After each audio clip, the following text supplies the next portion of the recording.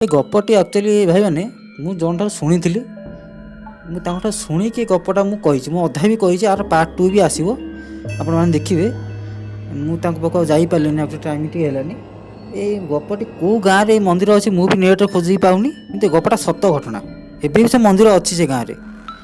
ଆପଣମାନେ ଗପଟି ଯଦି ଶୁଣୁଥିବେ ଓଡ଼ିଶା ଲୋକମାନେ, ଆପଣମାନେ ଜାଣିପାରିବେ ଏଇ ଯେଉଁ ମନ୍ଦିରଟା ଆକ୍ଚୁଆଲି କେଉଁଠି ଅଛି। ଆପଣ ଫୁଲ୍ ଗପଟି ଦେଖନ୍ତୁ, ଆପଣ ମୋତେ ଲାଷ୍ଟ କମେଣ୍ଟ କରି ନିହାତି ଜଣେଇବେ ଯେ ମନ୍ଦିରଟା ଅଛି କେଉଁଠି। ଚାଲନ୍ତୁ ଆରମ୍ଭ କରିବା। ହ୍ୟାଲୋ ସାଙ୍ଗମାନେ, ଜୟ ଜଗନ୍ନାଥ। ଆପଣମାନେ ସବୁ ଭଲ ଥିବେ। ଆପଣମାନେ ଜାଣିଛନ୍ତି କି ଗୋଟେ ରହସ୍ୟମୟ ଘଣ୍ଟି ଥିଲା? ଆପଣ କିଛି ଶୁଣି ବି ନଥିବେ ଆକ୍ଚୁଆଲି। ଆପଣ ଗପଟି ପୁରା ଦେଖନ୍ତୁ, ଆପଣ ଜାଣିପାରିବେ ଷ୍ଟୋରିଟା କ'ଣ ହେଇଛି, ଗପଟି କେମିତି ଲାଗିବ। ଚାଲନ୍ତୁ ଆରମ୍ଭ କରିବା ଗପଟି କେମିତି ହେଇଛି। ଗୋଟେ ପୁରୁଣା ଗାଁ ଥିଲା, ଗାଁ ନାଁ ଥିଲା ମଲ୍ଲିକପୁର। ସେଠାରେ ଥିଲା ଗୋଟେ ବହୁତ ପୁରୁଣା ମନ୍ଦିର, ମାନେ 200-300 ବର୍ଷ ମାନେ ପୁରୁଣା ହେବ ସେ ମନ୍ଦିର। ସେ ମନ୍ଦିର ନାଁ ଥିଲା ଗୁପ୍ତେଶ୍ୱର ମନ୍ଦିର। ମନ୍ଦିରରେ ଲାଗିଥିଲା ଗୋଟେ ପୁରୁଣା ଘଣ୍ଟି, ବହୁତ ବଡ଼ ଘଣ୍ଟି ଥିଲା, ବହୁତ ପୁରୁଣା ଘଣ୍ଟିଟି ଥିଲା। ଲୋକମାନଙ୍କ କହିବା କଥା ଯେ ଯେତେବେଳେ ଅଧା ରାତି 12ଟା ବାଜିଯାଏ, ରାତି 12ଟା ହେଇଯାଏ, ସେଇ ଘଣ୍ଟି ଆପେ ଆପେ ବାଜେ। ମାନେ ରାତି 12ଟା ହେଇଗଲେ ଘଣ୍ଟି ଆପେ ଆପେ ବାଜେ ଗାଁରେ। କିନ୍ତୁ ଯେଉଁମାନେ ଘଣ୍ଟିର ସ୍ୱର ଶୁଣନ୍ତି ସେମାନଙ୍କ ଜୀବନରେ ଅଜଣା ଘଟଣା ଘଟେ। ସେ ଘଣ୍ଟି ସ୍ୱର ଯେଉଁମାନେ ଶୁଣନ୍ତି ସେମାନଙ୍କ ଜୀବନରେ ଅଜଣା ଘଟଣା ଘଟେ। ଯେମିତିକି ସିଏ ଯାଉଥିବେ ଗୋଟେ ଜାଗାରେ ପଡ଼ିଯାଇଥିବେ, କି ଘଣ୍ଟିର ସ୍ୱପ୍ନ ଦେଖୁଥିବେ ରାତିରେ, ଏଇଭଳିଆ ତାଙ୍କର ସବୁ ଅଜଣା ଘଟଣା ଘଟେ। ଗାଁରେ ବୁଢ଼ା ଲୋକମାନେ କହୁଥିଲେ ଯେ ଏଇ ଘଣ୍ଟିର ଗୋଟେ ରହସ୍ୟ ଲୁଚିଛି। ଯେଉଁମାନେ ରାତି 12ଟାରେ ମନ୍ଦିରକୁ ଯାଉଥିଲେ ସେମାନେ ପୁଣି ଗାଁକୁ ଫେରି ଆସି ପାରୁନଥିଲେ। ଯେଉଁମାନେ ରାତି 12ଟା ଯେଉଁମାନେ ଇଚ୍ଛା କରନ୍ତି ନାହିଁ ଏ ଘଣ୍ଟିଟା କ'ଣ, ଆଉ ଏଇ ଘଣ୍ଟିଟା କେମିତି ବାଜୁଛି, ଯେଉଁମାନେ ଦେଖିବାକୁ ରାତି 12ଟାରେ ଯାଆନ୍ତି ସେମାନେ ଆଉ ଫେରିକି ଆସନ୍ତିନି। ସେଇ ମାନେ ମନ୍ଦିରରୁ ଯାଆନ୍ତି, ମନ୍ଦିରରେ ସେମାନେ କୁଆଡ଼େ ଯାଆନ୍ତି କେହି ବି ଜାଣନ୍ତିନି। ସେ ଗାଁରେ ଜଣେ ଥିଲା ପ୍ରଧାନ। ଗାଁରେ ଥିଲା ଜଣେ ପ୍ରଧାନ କ'ଣ, ସେ ବହୁତ ସାହସୀ ଥିଲା।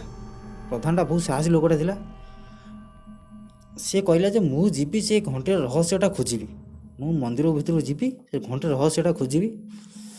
ରାତି 12ଟାରେ ସତ୍ୟଜିତ୍ ଏକ ମନ୍ଦିରକୁ ଯାଇ ପହଞ୍ଚିଲା। ସତ୍ୟଜିତ୍ ଗୋଟେ ପିଲା ଥିଲା, ସେ ଯାଇ ମନ୍ଦିରରେ ପହଞ୍ଚିଲା ରାତି 12ଟାରେ। ପବନର ଶବ୍ଦ, ପାଣିର ଟପ୍ ଟପ୍ ସବୁକିଛି ଭୟଙ୍କର ଲାଗୁଥାଏ। ହଠାତ୍ ଘଣ୍ଟିଟା ବାଜିଲା। ସେ ପହଞ୍ଚିଥାଏ, ଘଣ୍ଟିଟା ବାଜିଲା ସାଙ୍ଗେ ସାଙ୍ଗେ। ରହସ୍ୟରେ ଘଣ୍ଟି ବାଜିବା ସହିତ ମନ୍ଦିରରେ ପଛୁଆ ଗୋଟେ ଗୁପ୍ତ ଦ୍ୱାର ଥିଲା। ମନ୍ଦିର ପଛରେ ଗୋଟେ ଗୁପ୍ତ କବାଟ ଥିଲା। ସେଇ ଦ୍ୱାର ପଛକୁ ଶୁଣାଗଲା ହିସାବର ଶବ୍ଦ। ମାନେ ସେଇ ଗୁପ୍ତ ଦ୍ୱାର ବାଟେ ସେ ଶୁଣିଲା ଯେ ଗୋଟେ ଭୟଙ୍କର ଶବ୍ଦ ଆଉଛି ସେପଟୁ। ସତ୍ୟଜିତ୍ ଆଖିରେ ଭୟ ହେଇଗଲା। ସେ ଡରିକି ମାନେ ଛାନିଆ ଟାଇପ୍ର ସେ ହେଇଗଲା ସତ୍ୟଜିତ୍। ଆଉ ସିଏ ମାନେ ପଛକୁ ନ ଫେରି ସେ ଆଗକୁ ବଢ଼ିବାକୁ ଲାଗିଲା ଦେଖିବା ପାଇଁ ଯେ କ'ଣ ହେଉଛି। କିନ୍ତୁ ସେଇ ଗୁପ୍ତ ଦ୍ୱାର ଭିତରେ ସତ୍ୟଜିତ୍ କ'ଣ ଦେଖିଲା ନା, ଆଜି ପର୍ଯ୍ୟନ୍ତ କେହି ବି ଜାଣିପାରିଲେନି। ଲୋକମାନେ କୁହନ୍ତି ସେଇ ଦିନରୁ ସତ୍ୟଜିତ୍ ଗାଁରୁ ହଟିଗଲା। ସେ ଗୁପ୍ତ ଦ୍ୱାର ଭିତରେ ସେ କ'ଣ ଏମିତି ଦେଖିଲା, ସେଇ ଦିନଟା ସେ ଗାଁରେ ଆଉ ନାହିଁ। ସେ ତ ଭଗବାନ ଥିବେ, ଭଗବାନ ତାକୁ ନେଇଯାଇଥିବେ, କ'ଣ ହେଇଥିବ ସେ ଗାଁରେ ଦେଖା ହେଇନି। ମନ୍ଦିର ବି ତାକୁ କେହି ଗୁଣ୍ଡାରେ ତାକୁ କେହି ପାଇଲେନି। ଗପଟି ଆକ୍ଚୁଆଲି ଏଇ ଟପିକ୍ ଉପରେ ହେଇଛି। ମୁଁ ଏତିକି ଆକ୍ଚୁଆଲି ଜାଣିଛି ଏଇଟା ସତ ଘଟଣା ବୋଲି। ତାପରେ ଆପଣମାନେ କେମିତି ଲାଗିଲା ଗପଟି ମୋତେ କହିବେ। ମୁଁ ଜଣେ ମାନେ ବୟସ୍କ ଲୋକ ଥିଲେ, ତାଙ୍କଠାରୁ ମାନେ ଏଇ ଗପଟି ମୁଁ ତାଙ୍କଠାରୁ ଜାଣିଥିଲି।